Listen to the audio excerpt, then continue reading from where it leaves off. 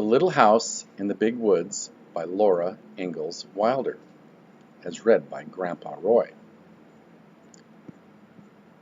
Chapter 1. Little House in the Big Woods. Once upon a time, 60 years ago, a little girl lived in the big woods of Wisconsin in a little gray house made of logs. The great dark trees of the big woods stood all around the house, and beyond them were other trees, and beyond them were more trees. As far as a man could go to the north in a day or a week or a whole month, there was nothing but woods. There were no houses, there were no roads, there were no people. There were only trees and the wild animals who had their homes among them. Wolves lived in the big woods, and bears and huge wildcats. Muskrats and mink and otter lived by the streams. Foxes had dens in the hills, and deer roamed everywhere. To the east of the little log house, and to the west, there were miles upon miles of trees, and only a few little log houses scattered far in the edge of the big woods. So far as the little girl could see, there was only the one little house where she lived with her father and mother, her sister Mary, and baby sister Carrie.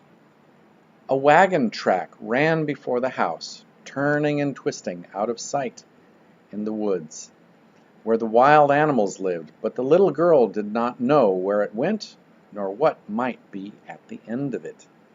The little girl was named Laura, and she called her father Pa, and her mother Ma. In those days, in that place, children did not say father and mother, nor mama and papa, as they do now.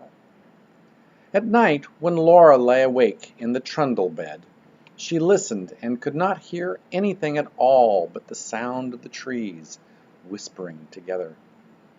Sometimes far away in the night a wolf howled, "Arr!" Then he came nearer and howled again, "Arr!" It was a scary sound.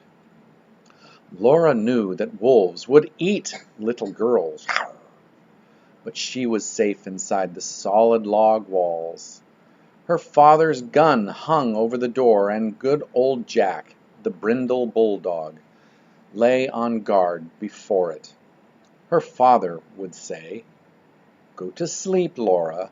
Jack won't let the wolves in." So Laura snuggled under the covers of the trundle bed, close beside Mary, and went to sleep. One night her father picked her up out of bed and carried her to the window so that she might see the wolves. There were two of them sitting in front of the house. They looked like shaggy dogs. They pointed their nose at the big bright moon and howled, "Arr!" Jack paced up and down before the door, growling, "Arr, arr." The hair stood along his back, and he showed his sharp, fierce teeth to the wolves. "Arr." They howled, but they could not get in. The house was a comfortable house. Upstairs there was a large attic, pleasant to play in when the rain drummed on the roof. Downstairs was the small bedroom and the big room. The bedroom had a window that closed with a wooden shutter. The big room had two windows with glass in the panes, and it had two doors, a front door and a back door. All around the house was a crooked rail fence to keep the bears and the deer away. In the yard in front of the house were two beautiful big oak trees. Every morning, as soon as she was awake, Laura ran to look out of the window, and one morning she saw in each of the big trees a dead deer hanging from a branch. Pa had shot the deer the day before, and Laura had been asleep when he brought them home at night and hung them high in the trees so the wolves could not get the meat. That day Pa and Ma and Laura and Mary had fresh venison for dinner. It was so good that Laura wished they could eat it all. But most of the meat must be salted and smoked and packed away to be eaten in the winter. For winter was coming. The days were shorter, and frost crawled up the window panes at night. Soon the snow would come. Then the log house would be almost buried in snowdrifts, and the lake and the streams would be frozen. In the bitter cold weather, Pa could not be sure of finding any wild game to shoot for meat. The bears would be hidden away in their dens, where they slept soundly all winter long.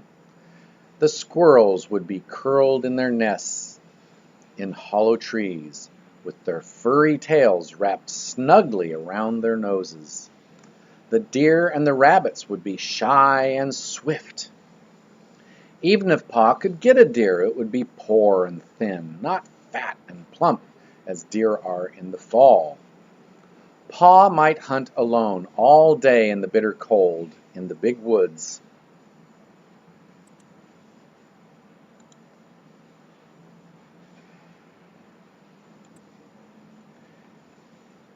Covered with snow, and come home at night with nothing for Ma and Mary and Laura to eat.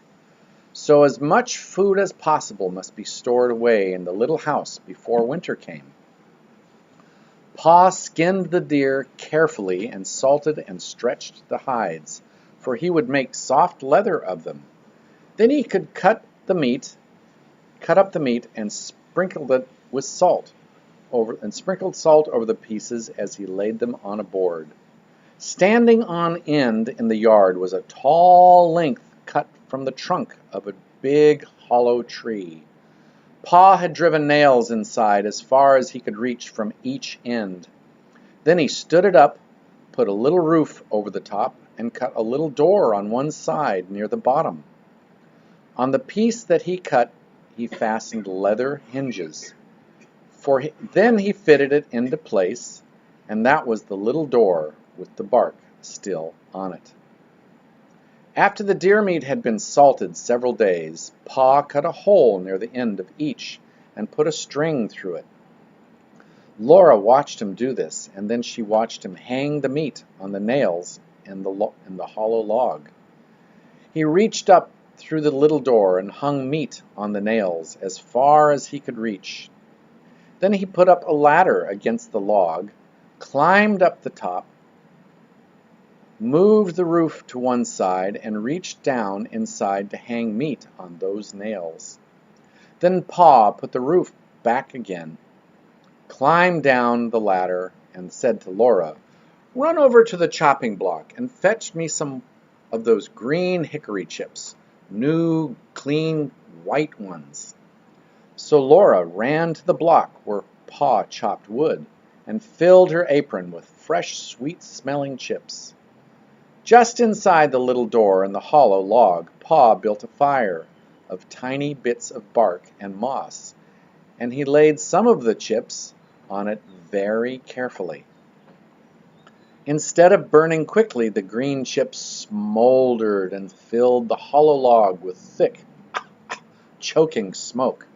Pa shut the door, and a little smoke squeezed through the crack around it, and a little smoke came out through the roof. But most of it was shut in with the meat. "There's nothing better than good hickory smoke," said Pa. That will make good venison that will keep anywhere in any weather." Then he took his gun, and slinging his axe on his shoulder, he went away to the clearing to cut down some more trees. Laura and Ma watched the fire for several days. When smoke stopped coming through the cracks, Laura would bring more hickory chips, and Ma would put them on the fire under the meat. All the time there was a little smell of smoke in the yard, and when the door was opened, a thick, smoky, meaty smell came out. At last, Pa said the venison had smoked long enough. Then he let the fire go out.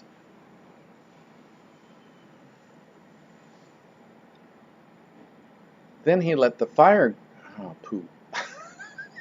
go out, and Pa took all the strips and pieces of meat out of the hollow tree. Pa wrapped each piece neatly in paper and hung them in the attic, where they would keep safe and dry. One morning Pa went away before daylight with the horses and wagon, and that night he came home with a wagon load of fish. The big wagon box was piled full, and some of the fish were as big as Laura. Pa had gone to Lake Pepin and caught them all in a net. Ma cut large slices of flaky white fish without one bone for Laura and Mary. They all feasted on the good, fresh fish. All they did not eat fresh was salted down in barrels for the winter. Pa owned a pig. It ran wild in the big woods, living on acorns and nuts and roots. Now he caught it and put it in a pen made of logs to fatten. He would butcher it as soon as the weather was cold enough to keep the pork frozen. Once in the middle of the night, Laura woke up and heard the pig squealing. Ee, ree, ree. Pa jumped out of bed, snatched his gun from the wall, and ran outdoors. Then Laura heard the gun go off once, twice. When Pa came back, he told what had happened. He had seen a big black bear standing beside the pig pen. The bear was reaching into the pen to grab the pig, and the pig was running and squealing. Pa saw this in the starlight, and he fired quickly. But the light was dim, and in his haste he missed the bear. The bear ran away into the woods, not hurt at all. Laura was sorry Pa did not get the bear. She liked bear meat so much. Pa was sorry too, but he said, "Anyway, I saved the bacon." The garden behind the little house had been growing all summer. It was so near the house that the deer did not jump the fence and eat the vegetables in the daytime, and at night Jack kept them away. Sometimes in the morning there were little hoof prints among the carrots and the cabbages, but Jack's tracks were there too, and the deer jumped right out again. Now the potatoes and carrots, the beets and turnips, the cabbages were gathered and stored in the cellar, for freezing nights had come. Onions were made into long ropes, braided together by their tops, and then were hung in the attic beside wreaths of red peppers strung on threads. The pumpkins and the squashes were piled in orange and yellow and green heaps in the attic's corners. The barrels of salted fish were in the pantry, and yellow cheeses were stacked on the pantry shelves. Then one day Uncle Henry came riding out of the big woods. He had come to help Pa butcher. Ma's big butcher knife was already sharpened, and Uncle Henry had brought Aunt Polly's butcher knife. Near the pig pen, Pa and Uncle Henry built a bonfire and heated a great kettle of water over it. When the water was boiling, they went to kill the pig. Then Laura ran and hid her head on the bed and stopped her ears with her fingers so she could not hear the hog squeal. "It doesn't hurt him, Laura," Pa said. "We do it so quickly." But she did not want to hear him squeal. In a minute she took one finger cautiously out of an ear and listened. The hog had stopped squealing. After that, butchering time was great fun. It was such a busy day with so much to see and do. Uncle Henry and Pa were jolly, and there would be spare ribs for dinner, and Pa had promised Laura and Mary the bladder and the pig's tail. As soon as the hog was dead, Pa and Uncle Henry lifted it up and down in the boiling water till it was well scalded. Then they laid it on a board and scraped it with their knives, and all the bristles came off. And after that they hung the hog in a tree, took out the insides, and left it hanging to cool. When it was cool, they took it down and cut it up. There were hams and shoulders, side meat and spare ribs and belly. There was the heart and the liver and the tongue, and the head to be made into head cheese, and the dishpan full of bits to be made into sausage.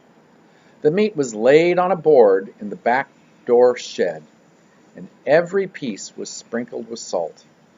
The hams and the shoulders were put to pickle in brine, for they would be smoked like the venison in the hollow log. "You can't beat hickory cured ham," Pa said.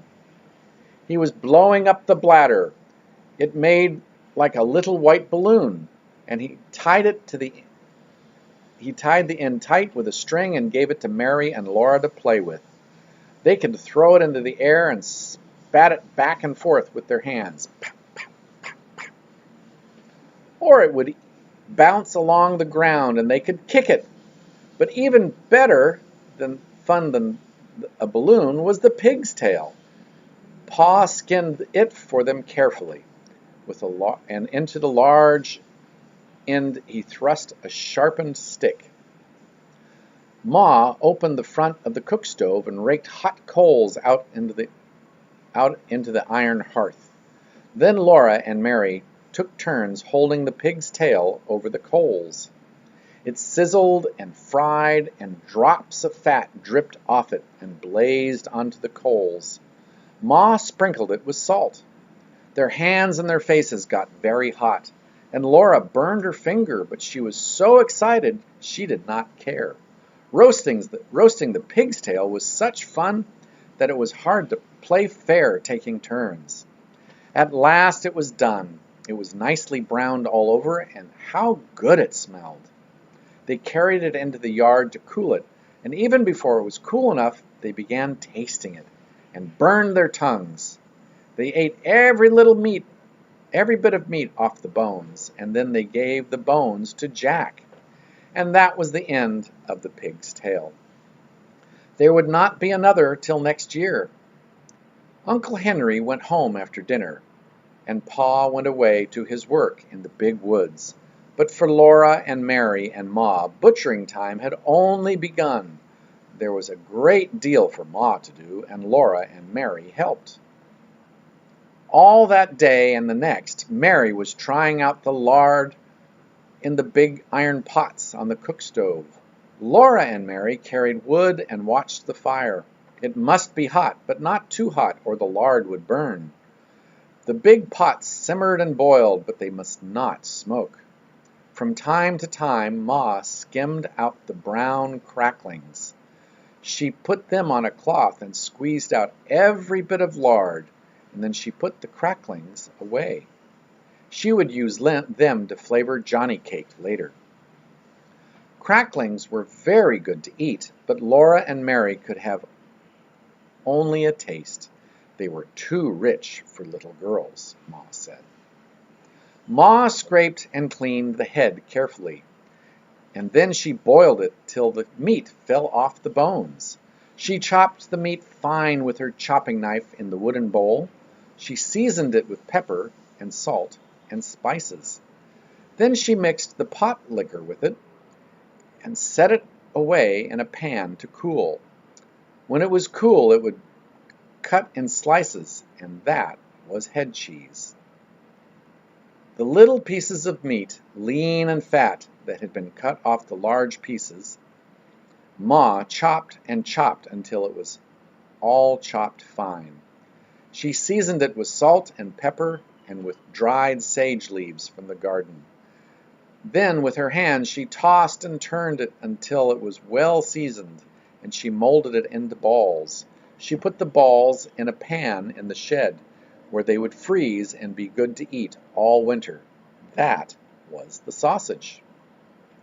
When butchering time was over, there were the sausages and the head cheese, the big jars of lard, and the keg of white salt pork in the shed, and in the attic hung the smoked hams and shoulders.